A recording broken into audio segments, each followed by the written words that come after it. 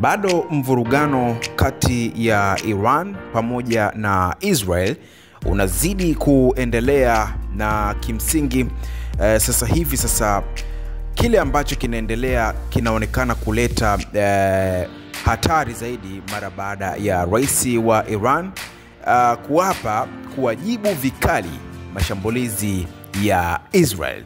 Sasa hii ikoje? Hilo ndilo swali ambalo pengine unaweza ukawa unajiuliza.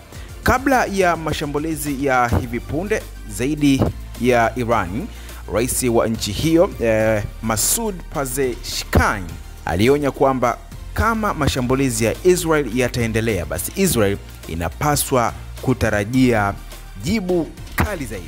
Akizungumza na waziri mkuu wa Iran, alisema kwamba nchi nyingine katika eneo hilo pia zinaweza kuwa hatarini ikiwa mashambulizi yataendelea, na kutoa wito wa msimamo thabiti kutoka kwa mataifa ya Kiislamu.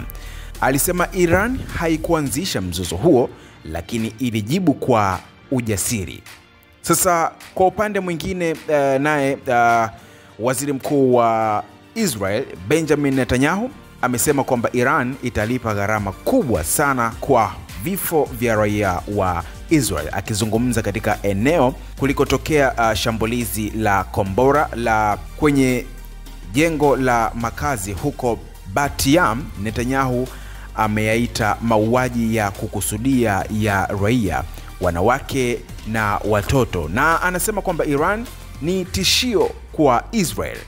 Aliongeza kuwa ninahuzunika kwa waliouawa na kwamba mioyo yetu iko pamoja na familia, huku akiwataka watu kufuata maagizo ya usalama kutoka kwa maafisa. Wakati huo huo, nitakukumbusha kwamba pia rais wa nchi ya Israel pia aliandika ujumbe siku ya leo asubuhi kuonesha kutofurahishwa na kile ambacho Iran imekifanya kwa Israel.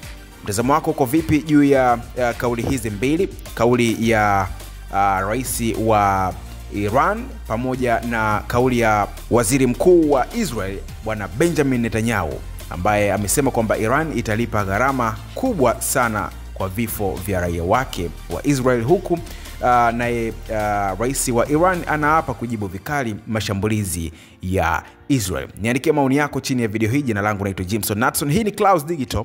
Usiache kuendelea kufuatilia updates nyingi zaidi. Weka maoni yako, usiache kusubscribe na kuturn on alama ya notification.